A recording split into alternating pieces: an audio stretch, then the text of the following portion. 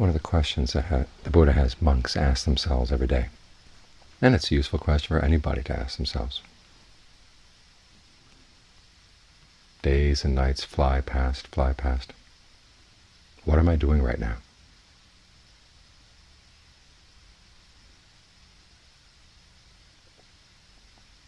The purpose of the question is to remind you of the importance of what you're doing right now, and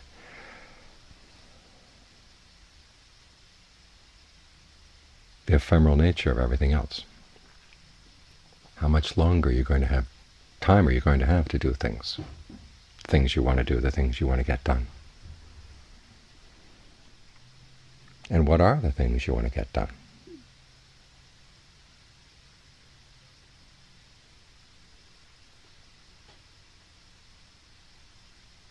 The Buddha says that true happiness is possible. Are you working toward it? Or are you working away from it? And are you doing what you can for that purpose, or are you thwarting your own purpose?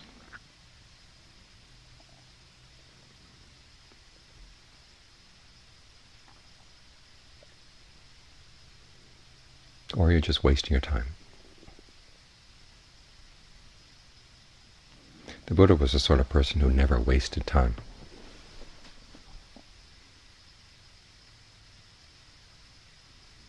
Once he had set his sights on awakening, on finding the answer to the question, is there a true happiness? Happiness is not dependent on conditions. He focused all of his efforts in that direction.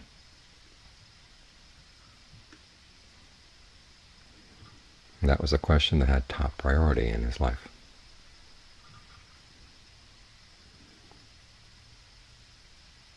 And after he gained awakening, that was the question that he had his followers take as the top priority in their lives as well. He defined wisdom as beginning with a question, what, when I do it, will be to my long-term welfare and happiness.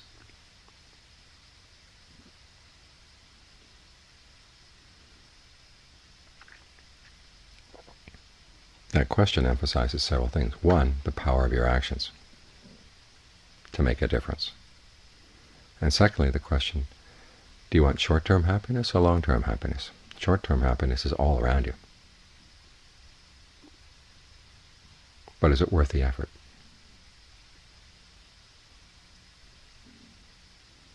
Because everything you're going to gain in life comes through effort, comes through your actions. And so you want to look at your actions. Are they getting good results or not?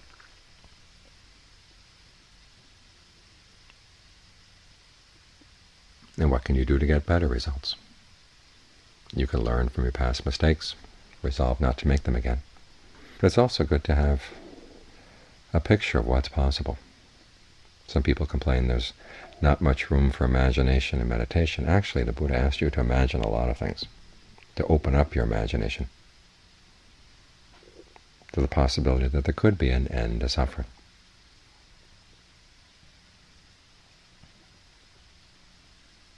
And it's something you can attain through your own efforts.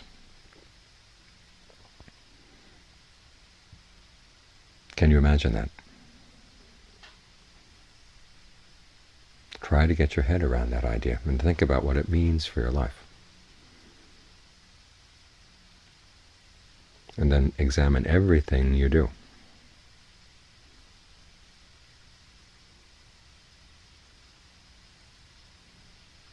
And look at your experiences to see exactly how much you're responsible for what's happening. As the Buddha pointed out, there are two sources for what you're experiencing right now. One is past actions, and the other is present actions. Past actions you can't do much about, but you can do a lot with present actions. That's why he says, what am I doing right now? That's why he has you ask that question. And keep on asking that question.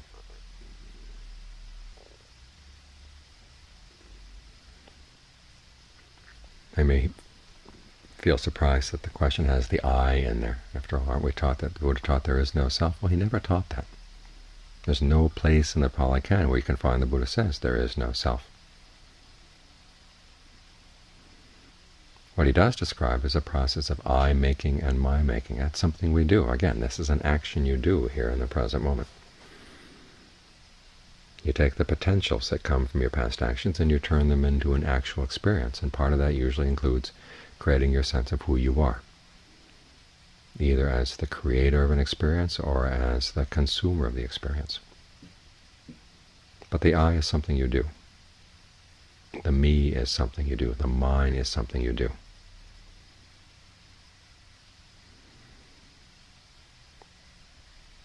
And in some cases, that's a useful concept.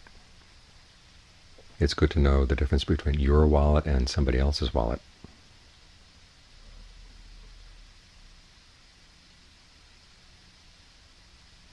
Your possessions and their possessions, your body and their body.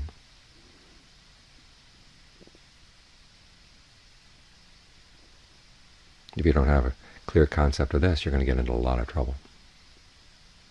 But it goes deeper than that. You have to have a sense of your own responsibility and what you're doing right here, right now. You're the one who intends your actions. You can't depend on anybody else to do that for you. If you're not skillful in the way you react to your experiences, you're the one who's going to have to learn how to be more skillful.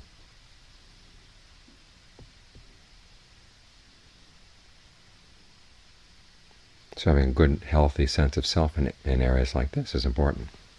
It's how you function and how you progress along the path.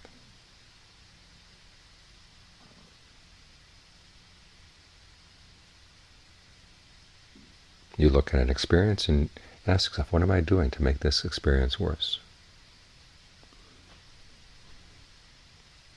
Sometimes you'll find that there's greed involved. Sometimes there is aversion. Sometimes there's delusion. Well, who's responsible for those things? You can't go blaming your parents. You can't go blaming society. Because if you do, you get nowhere.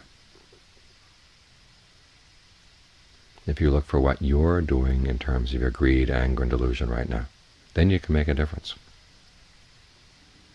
So it's in areas like this that a good, strong sense of self is necessary. It's important. It's skillful. It gets results. Because after all, your sense of self is a strategy for happiness. And the Buddha's asking you to make it a strategy for long-term happiness. That's what we mean by a healthy sense of self, the sort of person who can sacrifice short-term happiness for long-term happiness. Be responsible for your actions.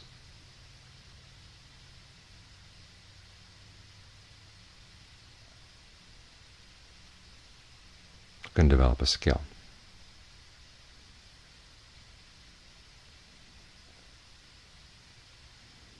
However, there are areas where having a sense of self is actually counterproductive. This is what the not-self teaching is for, to point out what those areas are. If the Buddha had said there is no self, one, it would have been a waste of time. He would have been entangled in all kinds of arguments. What do you mean by a self? If you ask the question, make the statement that there is no self, then immediately the question is, what do you mean by self? Define your terms. And that's a setup for a long, involved argument that ultimately gets nowhere. The Buddha once said, if you try to take stands on either side of that question, is there a self, is there no self?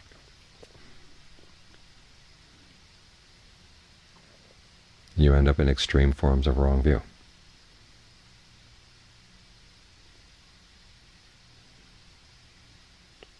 Because you're assuming that the whole idea of a self is a thing, that you either have it or you don't have it, willy-nilly.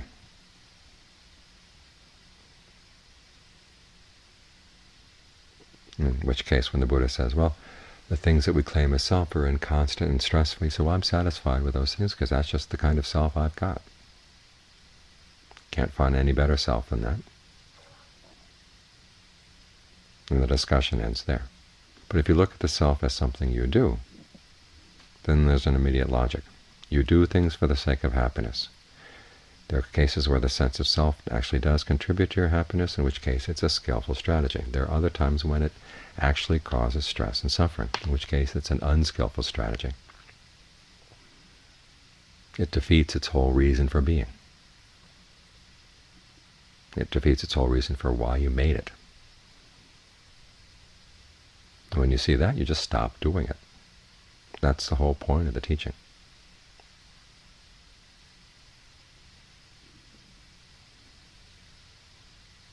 So once you develop a good, strong body of skills in how to be mindful, how to bring the mind to a good state of concentration,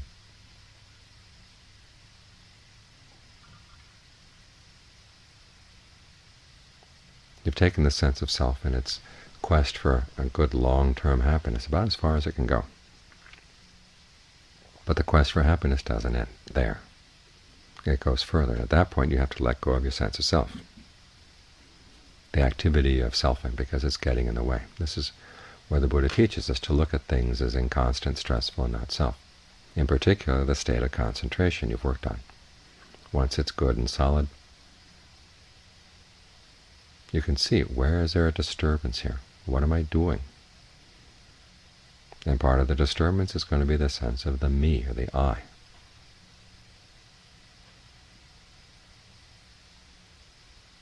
That's when it's useful to let it go. You look at, what is this me, what is this I made of? Well, there are 5 types of things, the 5 aggregates. The Buddha never says the aggregates are what you are.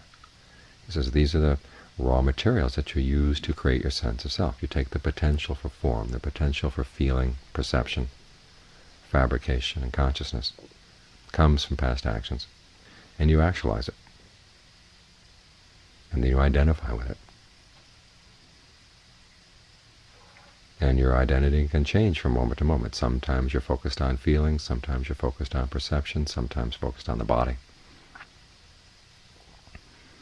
Either seeing yourself as identical with these things, or as possessing these things, as inside them, or as these things inside you.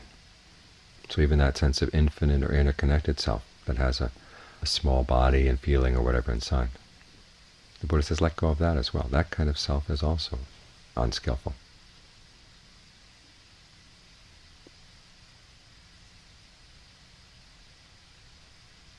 And this teaching goes against the grain, because one of the constant themes in the back of your mind is always, what do I do next? What do I do next? And when you're told, okay, to stop doing the selfing, you feel, well, who's going to take care of the shop? Who's going to look after things? Well, you look at what it is that needs to be looked after, and you realize, well, that's not worth it. And the activities that you're trying to do to shore up the situations that you feel you need for happiness, those are causing stress as well. It's when you can see that they're counterproductive. That's when you can let them go. And this takes a lot of skillful looking, a lot of skillful mindfulness, concentration, all the factors of the path.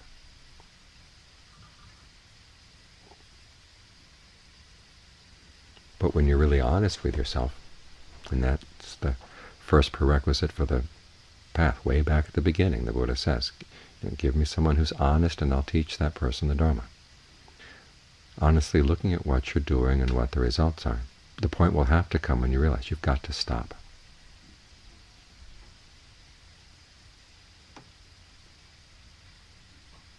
And when you're sensitive enough to see how you can stop and even let go of the intention to stop, that's when you find there's a greater happiness that you've been covering up with all of your frantic arranging, all of your frantic I-making and my-making. This is why it's worth letting go. This is why that not self-teaching is useful. It's part of that strategy for long-term welfare and happiness.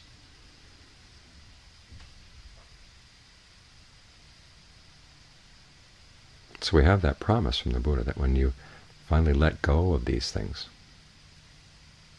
after you've developed them, that you're not going to be left adrift.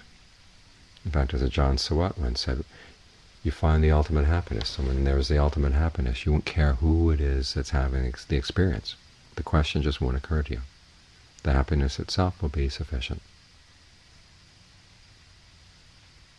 And it won't change. It'll always, the word always is not quite appropriate because you're outside of space and time at that point.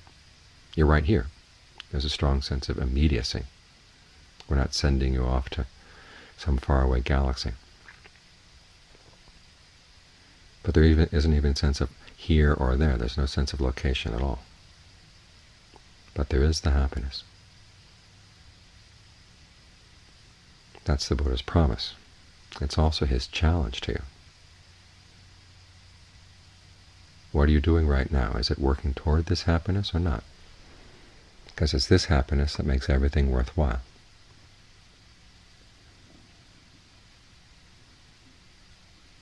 If you can find this happiness in your lifetime, then the narrative of your life has real meaning, real sense of accomplishment.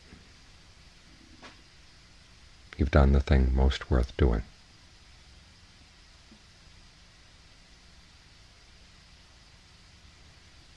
Are you up for it?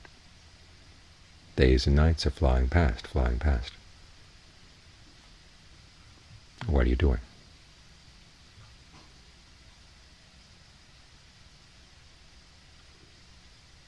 Keep that question in mind. And keep the context of that question in mind. Come up with your best answer. Through what you do right now, right now, right now. You don't have to advertise it to anybody else. You don't have to tell anybody else, because when you really do it right, nobody else has to know.